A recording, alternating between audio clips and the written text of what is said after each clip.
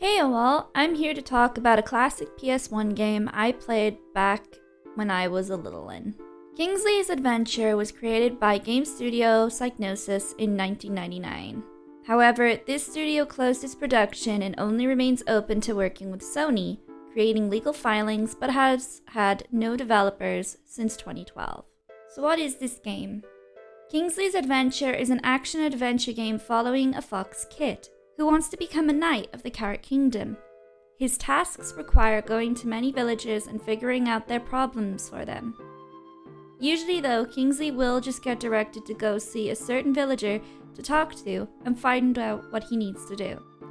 These characters are usually standing right by the foxholes that Kingsley will pop out of once he's arrived at the village. There are around 50 characters that Kingsley can go and speak to.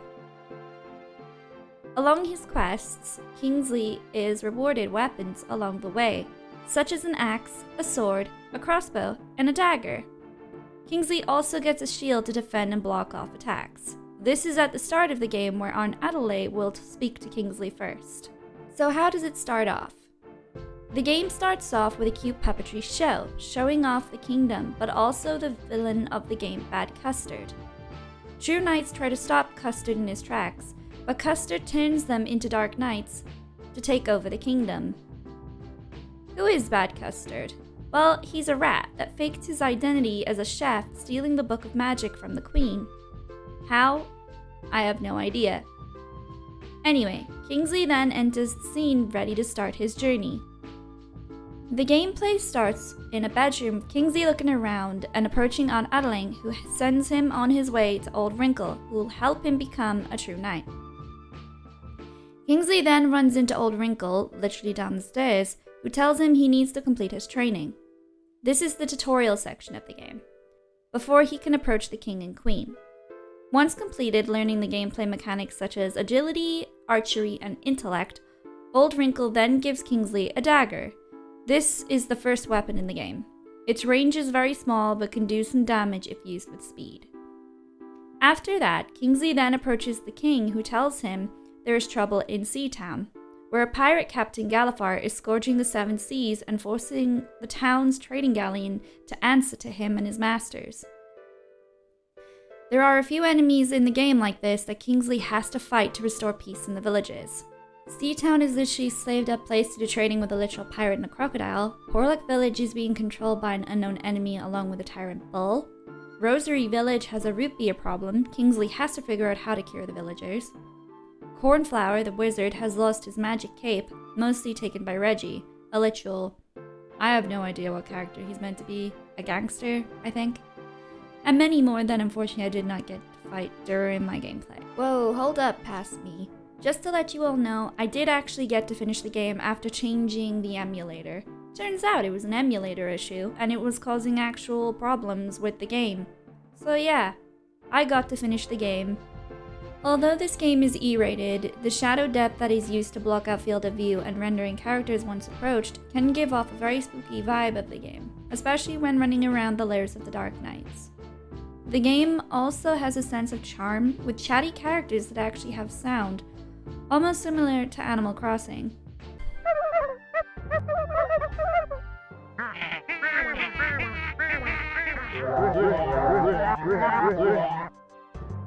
These characters can usually be approached and talked to if they have something to say. Sometimes you have to approach them to talk, or press a button so they can speak to Kingsley. Sometimes you can find them nearby their homes or outside them, just walking around, so it's easy to talk to them whenever, but the dialogue doesn't really change until you actually solve the problem in their towns. As Kingsley further progresses in the game, the levels of the lairs of the bosses do get a bit tricky to complete. Although I will say that these are in a complete different order of difficulty. That being said, I will say that probably the easiest was Tim, who turns out to be a demon bat thing.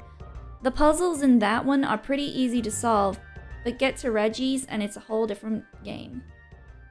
Maybe it's just me, but I hated Reggie's lair the most. Now let's look at enemy types. This game's enemies can be quite challenging, as they can easily hit because their hit range is pretty big unless blocked right by Kingsley. I will not tell you how many times this happened to me, but it got pretty repetitive quite fast as I progressed through the game. There are around 4 types of enemies. The small enemies such as spiders, crabs, and even scorpions are easy to fight. Usually Kingsley will easily block and kick them away, or swipe them with a weapon sometimes. Then there are the melee light enemies, such as sword or spear. But yeah, this enemy type is pretty quick on their feet and can easily hit Kingsley, so blocking is definitely a must for Kingsley. Unless you try to be aggressive, then it can work out well, but not always easy to do though. My opinion is block when they attack and strike once they give you an opening, a bit similar to usual medieval fighting. Although they will try to block Kingsley's attacks, which can get a bit annoying if they keep doing it. But the game plays fair and lets you attack quite easily once given the chance. Next up is the hard enemy types. These stomping big looking guys will try to splat or attack whenever possible at Kingsley. They are very aggressive and can do a lot of damage to Kingsley. Are they fair in fights? I would say they can be, but they do punish the player if you don't block enough when they're about to hit. Also, apparently being 1 second off can result in a nasty splat. However, unlike the light melees, they do tend to be on their own, so battling these heavy hitters is a piece of cake really. Just have patience and eventually Kingsley will defeat them. Next enemy type is bosses.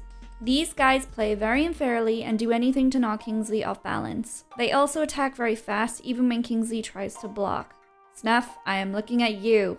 Bosses have long range attacks to close range attacks. It's best to melee them so they can take a lot more damage and can be easily defeated that way, but Kingsley will need to block a lot to avoid getting damaged so easily. Speaking of bosses, Snuff has to be the hardest. Even though it's a dining area you fight him in, he does all he can by shooting fireballs at you, to tail whipping and attacking with a knife and fork. This boss was meant to be a lot of fun, but he ended up making my blood boil to the point that I literally ran around after attacking him to avoid his firebolts and striking with any chance I had. The easiest was actually Oscar, who just drops eggs on you from 3 different nests, but it was easy to shoot him with a crossbow, so he drops the eggs before he even gets the chance. Anyway, this enemy type will definitely push you to your limit for sure. Kingsley's Adventure has a very cute and charming look to it overall. The color palette varies in different levels, with the skies being a different color in each town, setting the mood of the atmosphere. Seatown is very blue, Porlock is more of a grey, Rosary Village has an orange hue to it, and Aphasia has a more whitish tone to the sky. In each building, there is only a field of depth, but the most colorful and brightest is the start of the game in the Carrot Kingdom, which Kingsley starts in.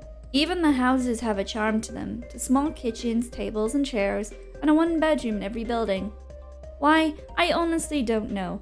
From what I have seen, only the monks in Porlock Village have a lot more beds than any other villager in their town. As much as the game has its charm, unfortunately, I sadly can't say much for the game mechanics. Moving Kingsley is a task itself, and sometimes it's best to use D-pads rather than the analog itself, especially on the emulator. Kingsley also needs a lot more speed to do jumps and can easily fall off platforms. The fall damage in this game can also be pretty unfair. What would have helped would have been making Kingsley wary of the drop and giving the player a chance to react. Snuff's level is a huge challenge, but Reggie's just takes the cake. Like, it's seriously too puzzle agility based that half the time I ran it and gave up, because Kingsley would not jump or move the way he should have when progressing through this level. Kingsley also can't swim, so he can take water damage quite easily as well, which takes off 1 heart each. I know many PS1 games didn't really have a wary or grip option if the character nearly fell, but at least Spyro had some sort of animation looking down and sitting on the edge of a platform, like, oh, I should watch my step. He does this in all his games except Legend, of course. But anyway, Kingsley could have been improved with these simple animation hints. Attacks in Kingsley are also not very fair, and it can be hard to attack enemies, especially those rat guards or Reggies, who hit super fast if Kingsley isn't too careful. Even bosses don't really give you a chance, except for a few.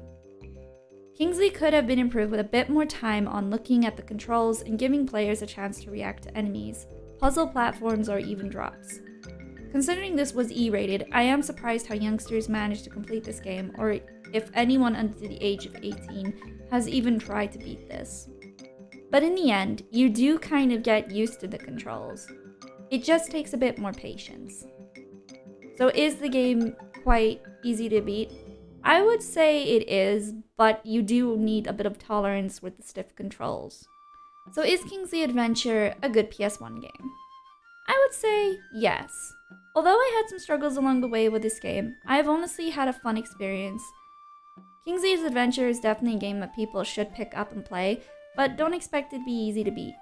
It is a very charming, fun, and sometimes challenging, and yes, it can be a bit unfair, but this game teaches nothing but patience. Patience is important after all, and Kingsley teaches that very well. Even though the puzzle levels can get a bit much, the game is very rewarding with new weapons and even praises from the king and queen. This game gets a 3 out of 5 from me. Play it if you dare. Bye! Okay, I'm gonna say now, he does not sound like a seal. Oh god, that death sound.